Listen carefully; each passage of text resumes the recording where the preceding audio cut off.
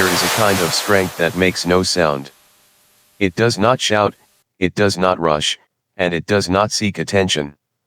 It reveals itself only in moments of pressure, when the world becomes loud, when fear rises in the chest, and when instinct tells a person to react.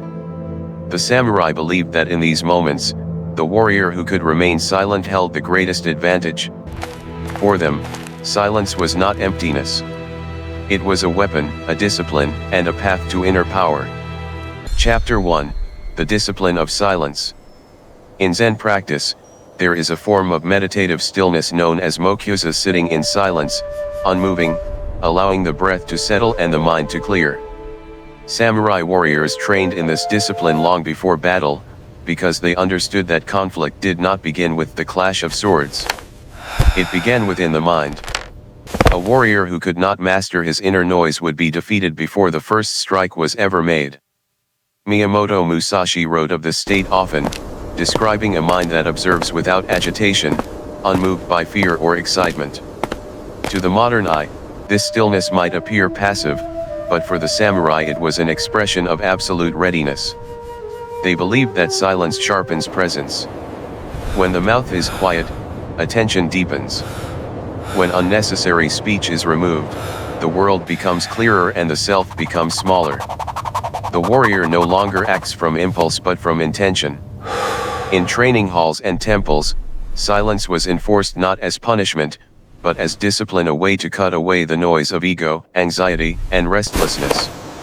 Through silence, the samurai learned to stand face to face with their own thoughts, without escape, and without distraction. Chapter 2: A Modern Life Out of Control. In the present day, this discipline of silence finds a mirror in the life of a man named Ren. His days were full of noise, notifications, conversations, deadlines, opinions, and constant movement. His thoughts never slowed. He spoke quickly in meetings, filled quiet spaces with explanations, and felt uneasy whenever things became still. He believed productivity came from motion, and confidence came from having something to say. Yet beneath his activity, there was tension that never faded. One evening, after a series of small failures and rising exhaustion, Ren sat alone in his apartment and realized that he had not been truly quiet in years. His mind raced even in solitude. He thought of his frustration, his scattered focus, and the way he reacted without thinking whenever emotions were triggered. It was in this moment that he encountered a passage from Musashi, a line describing the warrior who stands alone, unmoved, watching the flow of life without clinging to it. The words felt uncomfortable and confronting. They did not inspire him. They challenged him. Ren decided to take on a simple discipline. Each morning, before work, he would sit in silence for 10 minutes. No phone. No music. No speaking. Only breath and posture. The first day felt unbearable. His thoughts jumped, his body shifted, and his mind searched for distraction. He realized that he was not in control of his attention at all. The noise he had blamed on the world was inside him. Chapter 3: The Struggle Within. In the warrior tradition, the first encounter with silence was rarely peaceful. Zen monks wrote of restlessness, impatience, and the instinct to escape. The samurai did not approach silence for comfort, but for confrontation. They used mokusa to expose the instability within their minds, because only what is revealed can be disciplined. Bushidō emphasized composure, the ability to remain centered even when emotion surges, and silence was the training ground for that composure. Ren experienced the same resistance. His thoughts pushed against the stillness, replaying conversations, inventing arguments, and seeking stimulation. He noticed how strong his desire was to respond, to explain, to justify, even when no one was there. In silence, he was confronted by habits he had never seen clearly before. He realized that his speech often came from anxiety rather than intention. His reactions were not chosen, they were automatic. Over time, he stopped trying to control each thought and instead allowed them to pass. The silence became less of a cage and more of a mirror. He began to understand what the samurai meant when they described the mind as a battlefield. The true conflict was not with other people or circumstances, it was with impulses, fears, and untrained reactions rising from within. Chapter 4, Presence as Power. Musashi taught that the warrior must observe everything while remaining inwardly calm. To speak only when necessary. To act only when grounded. Presence, in this sense, was not passive awareness, but disciplined attention. In combat, the silent warrior appeared unreadable. His expression did not reveal fear, anger, or doubt. His stillness created psychological weight. Silence became a form of dominance, because it signaled control. Ren began applying this same discipline to his daily life. In meetings, he stopped rushing to respond. He let others finish speaking. He waited before offering his perspective. At first, the pauses felt uncomfortable, but soon he noticed something changing. His words became fewer, but more deliberate.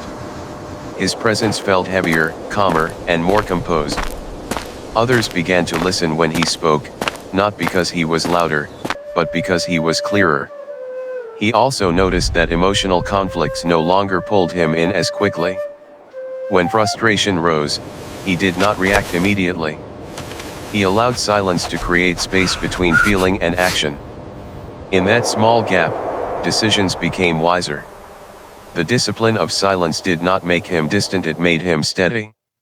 He understood what the samurai meant when they described stillness as strength. Chapter 5, The Quiet Identity. Over months, silence was no longer just a practice for Ren. It became part of his identity. He structured his life around small, non-negotiable rituals: morning stillness, pauses before speaking, and intentional withdrawal from unnecessary noise. These were not dramatic transformations, but subtle eliminations. The removal of excess words. The refusal to react immediately. The choice to observe before responding. In samurai culture, identity was shaped through discipline. A warrior became what he practiced every day. Silence trained humility, because it weakened the ego's need to assert itself. It trained endurance, because it required patience with discomfort. And it trained presence, because every moment of quiet sharpened awareness. Over time, the external world lost some of its power to disturb the inner one. Ren's life did not become easier. Challenges remained, pressures persisted, and uncertainty continued. But his relationship to them changed. Where he once felt scattered and reactive, he now carried himself with a quiet certainty. He no longer needed to fill every space with sound. He understood that strength did not need to announce itself. Chapter 6, The Warrior's Inner Path. Silence, in the way of the warrior, is not withdrawal from life. It is preparation for it. It is the clearing of the mind so that action can emerge from clarity rather than impulse. Musashi wrote that the path is found through discipline, and that victory begins long before conflict appears. The discipline of silence is one of those hidden forms of training invisible from the outside, but deeply transformative within. For those who walk this path, silence becomes a companion rather than an obstacle. It teaches restraint, strengthens presence, and reveals the self beneath distraction. It reminds us that power does not always move quickly or speak loudly. Sometimes it sits quietly, unmoving, patient, and unwavering like a warrior on the eve of battle, breathing softly in the dark. In the end, the discipline of silence is not about rejecting sound, conversation, or expression. It is about choosing when speech serves purpose and when stillness serves wisdom. It is the art of standing firm within oneself, calm under tension, grounded in presence, and guided by inner strength, a path walked by warriors, monks, and disciplined seekers across centuries.